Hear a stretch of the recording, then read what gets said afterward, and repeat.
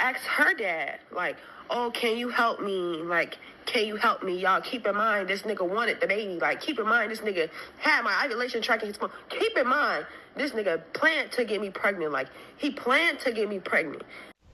Hey ladies, welcome back to my channel. It's your host, London Lamborghini. And this is the channel where we don't just decenter men, we dethrone the whole fairy tale. Because your life's purpose was never just a pretty dress and a 5-minute walk down the aisle. This channel is your sanctuary for a soft life, smart choices, and the best TikTok compilations that turn insight into action. So without talking too much, let's get into the video. Knowing I didn't want a third child because I was already like, it was not hard, but it was going to be hard if I had another kid. Like, I knew I wouldn't be able to afford having 3 kids. And guess what? I had a third kid. Okay, y'all gonna be like, oh, you should use protection, blah, blah. I don't give a fuck. Fuck y'all. So you can't pay your rent. You're making $20. You already have 2 kids. He doesn't have a job, so he's a bum. So you let a bum track your ovulation and get you pregnant, knowing that you can't afford the 2 kids you already have, all because he said he wanted the baby? The whole he wanted the baby line is tired. Who cares if he said he wanted the baby? You know you're living in poverty. You know you couldn't afford it. They're always acting as if they have no say, no power, and no autonomy over their own bodies. Acting as if they have no choice but to give a bum a baby. Y'all do know that y'all have the final say, right? Y'all do know that women decide which men get to have children and who don't, right? Some of the comments under this video are insane. They're talking about, oh, y'all don't know what it's like to have a man beg you to keep his baby. Y'all don't understand. What kind of world have we come to that all a man has to do to get you to risk your life is beg you to? And it's her saying, he planned to get me pregnant. He wanted the baby. He had my ovulation tracker on his phone. No accountability. She really sat there and let a man plan to ruin her life all because he said he wanted to. He said, let me put you further into poverty and struggle by giving you another child. And she agreed. Y'all, these baby mamas are professional victims. Y'all weren't trapped. Y'all are willing participants. And another line they love to use is, oh, he switched up. Men switch up. Okay, so we all know that by now. So why do y'all keep giving them easy access to your womb? Why aren't y'all protecting your womb? Why aren't y'all requiring X, Y, and Z before y'all even consider having a baby with a man? Why aren't y'all requiring marriage? And before you say, but he can still leave you a single mother even after you get married. A ring doesn't mean anything. If y'all had required a man to prove himself to you, provide for you, marry you, X, Y, and Z before having his kids, the overwhelming majority of y'all would not have kids right now. Y'all would have saved yourselves from becoming a baby mama because the men y'all had kids with would never spend that much time and effort just to get a baby out of you. They'd rather go the easy route of getting you pregnant beforehand and leaving you without any legal commitment. It's like that creator who said you can still get in a car crash even if you wear your seatbelt, but that doesn't mean you don't wear your seatbelt. Y'all just get in the car, you don't wear your seatbelt, and then when you crash and die, y'all say, oh, well, he could have left me a single mother anyways. But you didn't wear your seatbelt, though. You just jumped straight to the baby mama part. If you had required him to provide for you, prove himself, marry you, and he wasn't doing those things, would that not tell you, hey, this probably isn't a man that I would want to permanently tie myself to? Because y'all swear there's no signs. You can't tell whether or not a man is going to leave you for dead. Him seeing you struggling with 2 kids, the 2 kids that you already have, and wanting to add a third on top of that with no commitment to you whatsoever, that was the sign. This message is for Kayla, who baby father work at this Chipotle right here. His side bitch got your car right now, and I think she just crashed it or got into an accident or something because he's at work panicking. Imagine you give your car to a man trying to help him. Then he takes your car and gives it to another woman to use and she crashes it. Now you're without a car all because you wanted to help a man. You know, when I was watching this video, it made me realize 2 things. Number 1 is every time a woman lets a man use her car, he always uses it to go cheat on her without failure every single time. And another thing I realized is every time y'all help these men, they always take that help and use it to betray you. Like, have y'all not noticed that? You could be out and about with a man you're in a relationship with and take a picture together. He's going to take that very same picture, crop you out, and use it on a dating profile. You could spend hours cooking in the kitchen. He'll come home to enjoy the nice dinner that you prepared after a long day of cheating on you. You give a man your car to use, his very next stop is another woman's house. But no, seriously, what goes through y'all's head when y'all give these men your cars? Like, what are they saying that could ever make you think that anything good could come out of giving him your car? Like, why would you think anything positive would come out of having babies with a man who doesn't have a car or a stable income? These are genuine questions I need answers to. Please let me know. Because it seems like y'all think you're special. Because y'all will see this happen to women over and over again, then go do the same thing thinking that your situation is going to be different because your guy isn't like the other guys who don't have a car, stable income, or anything going for themselves. Your man is the diamond in the rough who just needs a little polishing. Well, I'm here to tell you today, you're not special. He's not special, and your situation isn't special. It doesn't matter what he says. It doesn't matter how he said he just needs a little help getting back on his feet. No, his car isn't in the shop. No, he's not going to change. And yes, he's just like every other loser you ever came across. Y'all, please watch out for women who call other women prostitutes for having standards. The women who will call you a prostitute for requiring a man to spend time and money on you before giving up your body are the same women who are getting played and used up all of the time in the name of love. They're the same women making videos about how their boyfriend/husband left them with a sink full of dishes and a dirty kitchen to clean for the holidays. They're the same women asking for less and getting nothing in return. And see, what a lot of these women don't understand is that you claiming that you're not one of those women and you're not a prostitute and you don't really require money spent on you before giving up your body because you're not an object and your stuff isn't for sale. They still view you as an object, except you're just a free one. And I don't know which one of y'all needs to hear this, but you're not escaping being objectified because you give your body away for nothing. So whenever I see these conversations happening between women, I just kind of laugh to myself because I've seen their comment sections. I've seen their threads on Reddit. I've seen their messages in the chat rooms. I've seen the YouTube videos. They're literally calling y'all free ass. Free ass to use in the meantime and dispose of later. There are so many videos of them referring to women who give up their bodies to them for little to nothing as free or free cat. I just had to post one. They're laughing at y'all. So while y'all are in comment sections boasting about how all it takes is a couple cups of coffee to get in your pants and all is right in the world because you did it in the name of love, they're calling y'all pathetic. She's desperate as hell. She really let me hit that easy. I didn't even have to take her anywhere nice. And see, this is how they get y'all. Whenever they're talking to you, they're telling you it should be about love. Whenever they're talking amongst themselves, it's say whatever to get what you want. They will get online and compare women to objects on the daily. We see it all the time.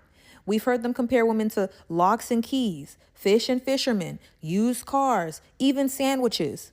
But when you require some money, like the objects they're comparing y'all to 24/7, they'll say, so you're an object to be bought? So you're objectifying yourself? You're for sale? You see? Do you see the game they're playing on y'all? Comparing y'all to objects 24/7, but when you say, okay, well, pay up. Oh, how dare you?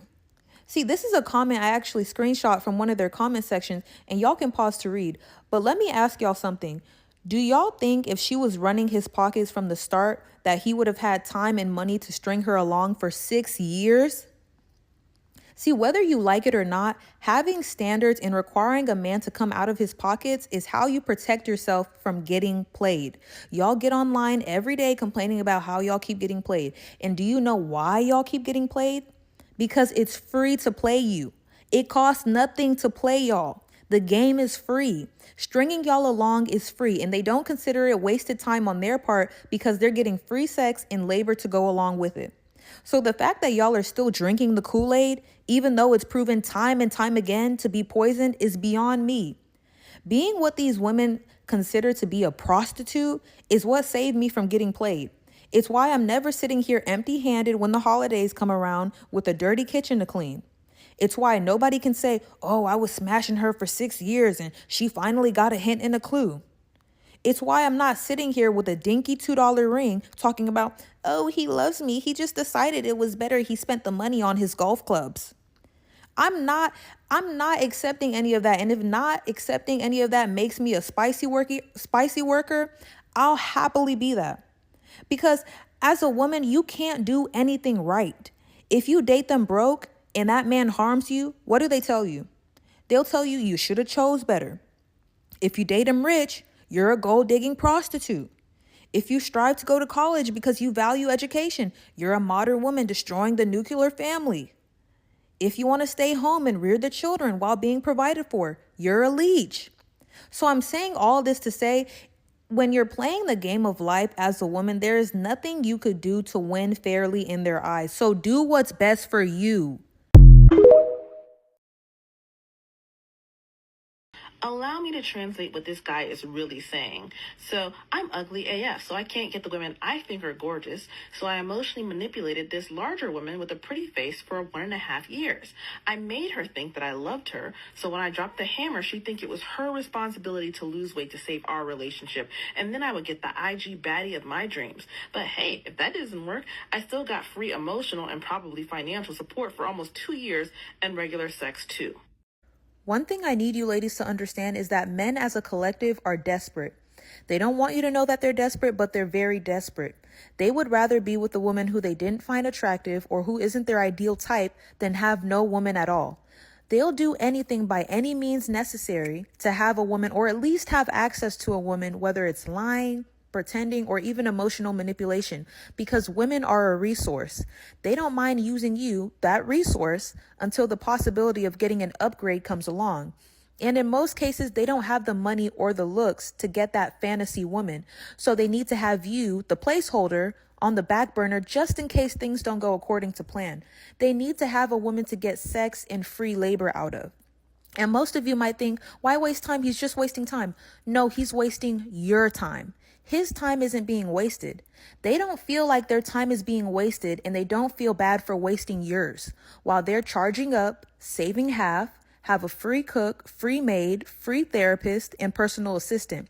You're losing, not him. So now that we've got that out of the way, we're going to talk about how to distinguish the men who want to use you versus the men who actually want you. Men who want to use you typically don't want to invest in you, or they're going to try and invest as little as possible. These men are the 50-50 men. They're the I'm not romantic type of men. They're the marriage is just a piece of paper type of men. And the men who are looking for an independent woman. These type of men are all users. Men who actually like you and want you are going to invest in you. They're going to show you with their actions, not by their words, that they actually like you and care about you. And it'll be as clear as day. Y'all mad because that girl man proposed to her with a Pandora ring, but y'all ain't got no ring or no man. In the comments, talking about, I would never. Oh, bitch, we know. We know, because you could never. At least she has a ring. At least she has a man. That's why you don't have a ring.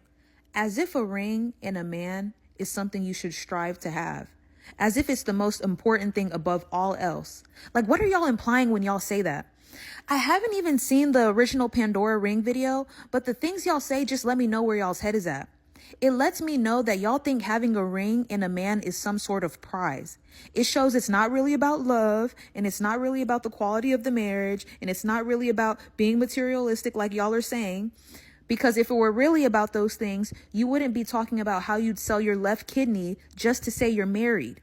What it's really about is y'all being desperate for marriage and being desperate for validation. And I don't blame y'all, because that's the way most women are socialized.